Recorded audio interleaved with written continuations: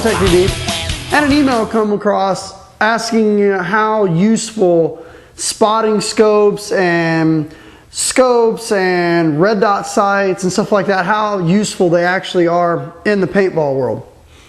The first thing you have to think about when you're trying to pick a scope or something like that is that for the most part, the spotting scopes and stuff like that at first sound like a really good idea. Okay, you can get there, you can take the spotting scope, you can scan the foliage before you make a move.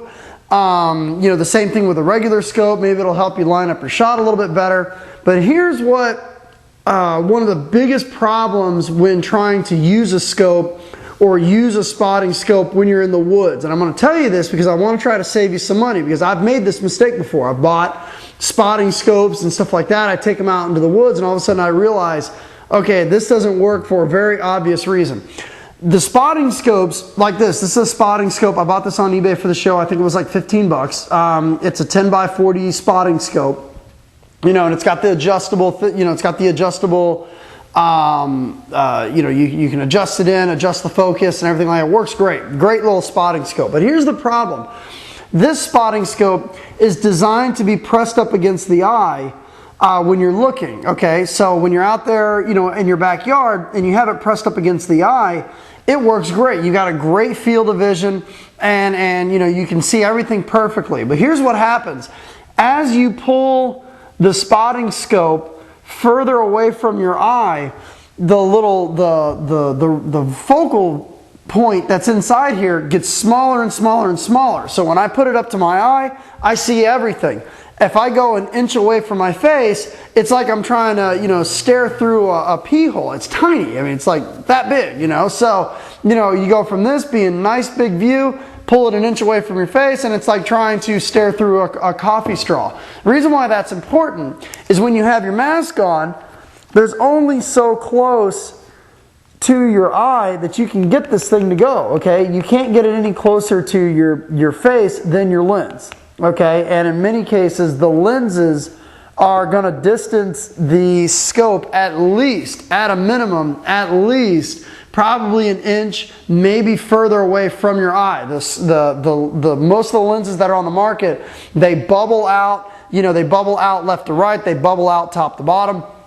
So that can be a very expensive mistake when you're trying to select the spotting scope. It looks great in the store like this, but when you're actually out in the woods, it's more like you're trying to look at it from here. So if you really want to see how it's going to perform, what you probably want to do is you probably want to take your finger, stick it, next to your eye like this, then put the scope up to your finger.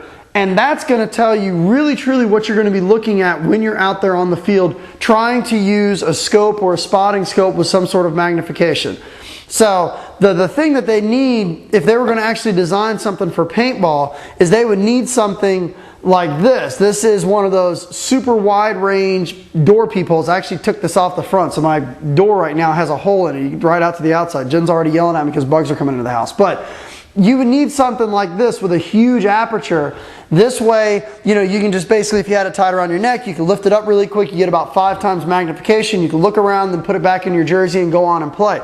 Unfortunately, I haven't seen too many of these on the market. Now, this doesn't work. Okay, I'm just using this for you to look at how big that aperture is, because that's realistically what you would need, being that this is that far away from your eyes. So that's the problem with trying to use scopes on paintball guns. It looks like a good idea when you don't have your mask on, but when you actually put your mask on and you try to put it up against your eye, you realize that you can't snug your eye into the socket like you should, and it's actually about an inch and a half away from your eye, and the hole or the focal point becomes very, very small. You can't see anything. The magnification's jumping around all over the place, and at that point you're already out.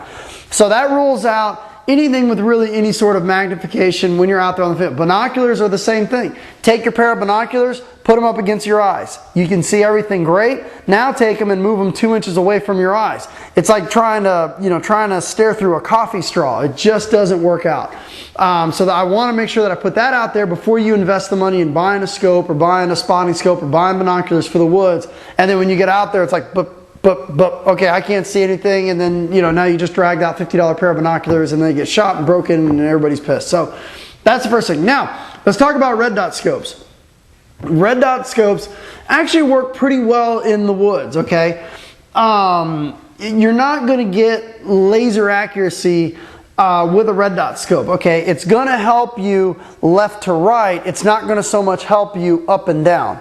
It's going to give you a nice little ballpark of where your round is going to go, but for the most part, it's not going to give you that perfect consistent drop in the bucket accuracy that you're going to expect. The reason why is because the paintball arc, it's not like a bullet that comes out straight and then starts to drop. Most of the time we have our guns arced up when we're out there in the woods, so depending on how high you arc the paintball gun is depending on where it's going to hit, and depending on where you sight it in, you may have to arc up a little bit more, arc down a little bit more, but it will give you a little bit of a head start on the left to right. Okay, most of the time the paintballs will go relatively straight left to right. It's just the up and down, the elevation adjustment is what you're going to have to practice with.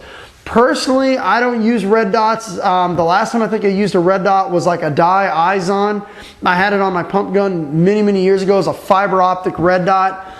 Yeah, I never really looked at it, but as you're trying to figure out where exactly the red dot is when you're out there playing, and when you're trying to find it, at that point, the other team's already found you, and as you're trying to sight this thing, you've already got 50 paintballs already in the air coming at you. So, unless you're trying to do kind of a sniper, sneak up on somebody kind of thing, you might be able to get a little bit of a head start. But honestly, I'm just as accurate without one as I am with one. The only thing is when I'm with one, it can make a difference. What if my gun is tilted to the side?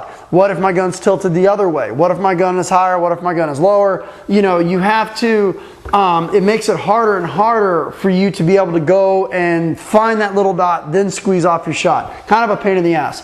And something else, most of the time red dots aren't very cheap. I think you can get the cheapest Daisy red dot, I think runs maybe $20, $25. And for the most part, once they get hit, that's it. So it's basically a 40, 50 bucks. You might be able to use them for a couple weekends, but the minute that thing gets hit, that's it. So it's kind of an expensive way it's kind of an expensive gadget to put on your gun that's basically going to be disposable, because after it gets hit a couple times, it's not really going to work anymore, which has happened to a bunch of mine. So personally, in my opinion, I would say save your money. Save your money when it comes to scopes and spotter scopes and red dot sights and stuff like that. Where can you invest your money? One, getting a nice barrel, making sure you're shooting quality paint, make sure that your gun is maintained, the inside of your gun is spotless, make sure that you're selecting the right lens for the woods. I did a lens selection show a little while ago. Make sure you're selecting the right lens for the woods. Make sure that your lens is not scratched and perfectly clear. Scratches on your lens can affect how easy it is to pick stuff out. So those things I found have worked a lot better for me than any of these little gadgets and scopes and stuff like that will. A clean mask and a clean gun is going to do much better against somebody with a dirty mask, a dirty gun, and a $200 scope on it. So hopefully this helps you save some money. Thanks for tuning in.